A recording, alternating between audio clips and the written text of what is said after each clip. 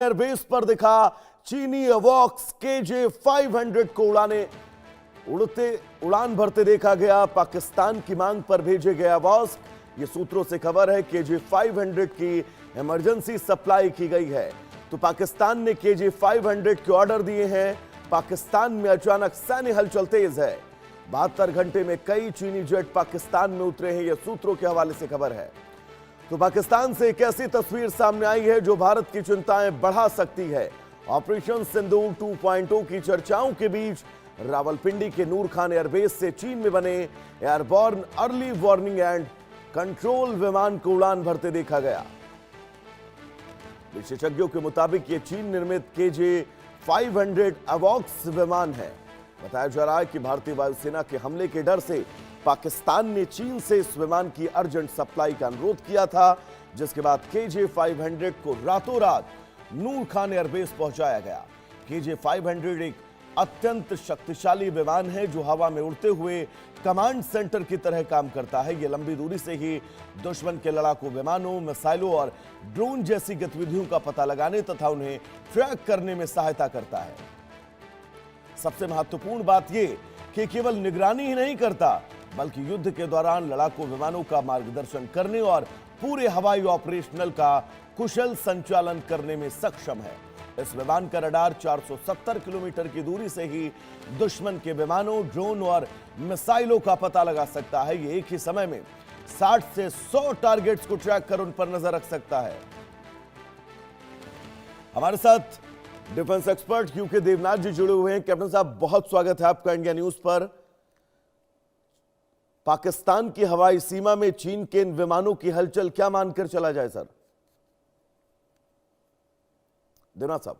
वैभव जी, इस डेवलपमेंट के बारे में हमारी इंटेलिजेंस एजेंसीज को आज से 1 साल पहले ही आभास लग गया था, जब पाकिस्तान एयरफोर्स के सीनियर ऑफिसर्स चीन में गए थे और उन्होंने चीन के अलग अलग ऑर्डिनेंस फैक्ट्रीज, रक्षा संसाधन बनाने वाली फैक्ट्रीज का दौरा किया था। सूत्रों के अनुसार पाकिस्तान जो है ऑपरेशन सिंदूर के बाद लगातार अपने अवाक एयरक्राफ्ट के जो संग्रह है उनका, उसको बढ़ाने की कोशिश में लगा हुआ है। 4 KJ-500 एयरक्राफ्ट खरीदने का कॉन्ट्रैक्ट साइन होने वाला है। अभी जो KJ-500 नूर खान एयरबेस के ऊपर उड़ रहा था, ये ट्रायल्स के लिए आया हुआ है। यानी पाकिस्तान की एयरफोर्स के जो टेक्नीशियंस हैं, पायलट्स हैं और जो ऑपरेटर्स होंगे, फाइटर कंट्रोलर, उनको दिखाया जा रहा है कि जब ये एयरक्राफ्ट फाइनली इंडक्ट हो जाएगा तो किस तरह से पाकिस्तान की एयरफोर्स में काम करेगा। हमने ऑपरेशन सिंदूर के दौरान उनके एक इसी तरह के अवाक विमान को हमारे S-400 मिसाइल की इस्तेमाल से मार गिराया था। गौरतलब बात है कि उस वक्त हमारे S-400 ने 320 किलोमीटर की दूरी से पाकिस्तानी अवाक को गिराया था। एक और पाकिस्तानी अवाक विमान को हमने नष्ट किया था जब वो हैंगर के अंदर था, और हमने उसी हैंगर पर ब्रह्मोस, जमीन से जमीन पर मार करने वाली मिसाइल को दागा था।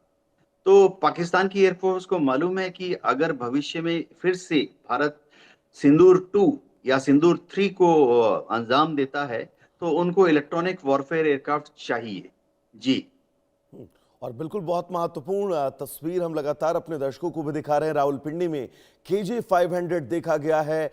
चीन ने जंगी विमान भेज दिया है। ये बड़ी तस्वीरें दो आप सबकी टेलीविजन स्क्रीन पर, और इन तस्वीरों के जरिए आप ये समझिए कि पाकिस्तान कितना डरा हुआ है और अब इन तमाम तैयारियों को अंजाम देता हुआ नजर आ रहा है। लेकिन जैसा कि हमारे साथ ग्रुप कैप्टन UK देवनाथ जी जुड़े हुए हैं, वो जानकारी भी दे रहे हैं कि हमारे S-400 डिफेंस सिस्टम ने ऐसे ही एक अवाक को ऑपरेशन सिंदूर के दरमियान मार गिराया था। तो कैप्टन साहब, ये मानकर चला जाए कि तैयारियां चाहे जितनी कर लीजिए, जब आमना सामना होगा तब आपको पता चल जाए कि आपकी क्षमता है क्या असल में। हाँ, देखो, युद्ध के लिए हर देश तैयार करता है। शांति काल में भी युद्ध की तैयारियां होती रहती हैं। तो पाकिस्तान की एयरफोर्स जो है हमेशा इलेक्ट्रॉनिक वॉरफेयर के ऊपर ज्यादा ध्यान देते रही है। वैसे वैभव को बता दूं कि उनका जो एयरफोर्स है पाकिस्तान का, वो अमेरिकन पद्धति पर काम करता है, अमेरिकन फिलोसफी पर काम करता है। और अमेरिकन फिलोसफी हवाई युद्ध की ऐसी है जिसमें कि एयरबोर्न अवाक सिस्टम का या इलेक्ट्रॉनिक वॉरफेयर एयरक्राफ्ट का इस्तेमाल ज्यादा से ज्यादा करना चाहिए। तो पाकिस्तान की एयरफोर्स हमेशा से ही, अभी ही नहीं, 2 दशक पहले भी, 10 साल पहले भी इस तरह के हवाई वाक विमान का इस्तेमाल कर चुकी है, इलेक्ट्रॉनिक वॉरफेयर का इस्तेमाल कर चुकी है। ऑपरेशन सिंदूर के दौरान भी उन्होंने अपने अवाक और इलेक्ट्रॉनिक वॉरफेयर एयरक्राफ्ट का इस्तेमाल किया था। लेकिन ये जहाज बहुत हाईली वल्नरेबल होते हैं। अभी जैसे हमारे पास S-400 है, तो हम इन जहाजों को आसानी से निशाना बना सकते हैं। होता यह है कि इन जहाजों को हमेशा भारत की सीमा से 300 किलोमीटर से ज्यादा, 350 किलोमीटर दूरी से ज्यादा दूर रहना पड़ेगा। यानी युद्ध भी होता है तो इनको अफगानिस्तान की सीमा के पास पास रहते हुए उड़ना पड़ेगा, या बलूचिस्तान की सीमा जो ईरान से लगती है, ईरान के सिस्तान प्रांत से, वहां से इनको उड़ना पड़ेगा। क्योंकि ये अगर भारत की सीमा की तरफ आते हैं तो फिर इनको S-400 जैसी ये मिसाइल, या अभी भविष्य में हम लोग भारत में ही एमरॉम बना रहे हैं। कैप्टन साहब, मैं लौटूंगा आपके पास से। एक बड़ी खबर अपने दर्शकों को बता दें। दरअसल पाकिस्तान में पिछले 72 घंटे से हलचल तेज है। चीनी सैन्य विमान लगातार पाकिस्तान पहुंच रहे हैं। सूत्रों के हवाले से खबर, नूर खान एयरबेस पर चीनी विमान उतरे हैं। कराची के मसूर एयरबेस पर भी लैंडिंग हुई है। तुर्की से ड्रोन लेकर ये विमान पहुंचे हैं। चीन से HQ-9, HQ-16 की रीसप्लाई की खबर है। तो तुर्की से यूएवी और ड्रोन मिलने की चर्चाएं बहुत तेज हैं। तो क्या पाकिस्तान अब किसी नई रणनीति की तैयारी कर रहा है, और क्या उसे भनक लग गई हो ऑपरेशन सिंदूर 2.0 की? क्या पाकिस्तान को अंदेशा है कि इंडियन आर्मी फिर बड़ा हमला करने वाली हो, और क्या पाकिस्तान भारत के खिलाफ जंग की तैयारी कर रहा है? यह सवाल इसलिए क्योंकि पिछले 72 घंटे से पाकिस्तान में सैन्य हलचल तेज है। चीन और तुर्की से सैन्य विमान लगातार सप्लाई लेकर पाकिस्तान में लैंड कर रहे हैं।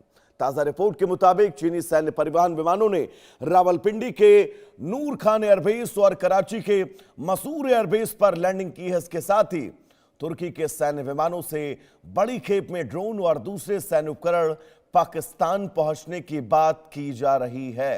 कैप्टन साहब, बड़ी खेप है जो ये पाकिस्तान पहुंच रही है, न सिर्फ चीन से। अब खबर यह है कि तुर्की से भी बड़ी मात्रा में ड्रोन मिसाइल्स जो हैं वो पाकिस्तान के सरजमी पर लैंड कराई जा रही हैं, पहुंचाई जा रही हैं। क्या बड़ी कोई तैयारी कर रहा है पाकिस्तान? हाँ वैभव, जहां तक तुर्की की बात है, पाकिस्तान ने आज से 2 साल पहले ही तुर्की से बड़ी तादाद में ड्रोन, अलग अलग तरह के ड्रोन, छोटे मझोले बड़े ड्रोन खरीदे। TB2 बायरेक्टर ड्रोन, जो कि तुर्की का बहुत ही शानदार ड्रोन मैं कहूँगा, रिकॉग्निशंस के लिए इस्तेमाल हो सकता है, जरूरत पड़ने पे अटैक के लिए भी इस्तेमाल कर सकते हैं, उसकी खरीदारी की है। ये जो खेप अभी आ रही है, ये दूसरी खेप आ रही है। इसके पहले भी जहां जहां पाकिस्तान की एयरफोर्स ने TB2 बायरेक्टर ड्रोन को डिप्लॉय किया, हमारी जो सैटेलाइट्स हैं उन एयरबेसेस पर नजर रखी हुई है। इसी तरह से जब इनके जो कंट्रोल सेंटर हैं वो डिप्लॉय होते हैं, तो रिकॉग्निशंस के मदद से, सैटेलाइट फोटोग्राफ्स की मदद से हमारी जो फोटो इंटरप्रेटर्स हैं उनको पता रहता है कि TB2 बायरेक्टर कहाँ पर खड़ा है, उसका कंट्रोल सेंटर कहाँ लगाया गया है, कमांड पोस्ट कहाँ है। वैभव, मैं बता देता हूँ, हमें तो ये भी पता होता है कि उस कमांडर का नाम क्या है, जी। जो कि उस कमांड पोस्ट में बैठकर इनको डायरेक्ट कर रहा होता है। और ये जी। बहुत बहुत महत्वपूर्ण जानकारी सर आप बता रहे हैं।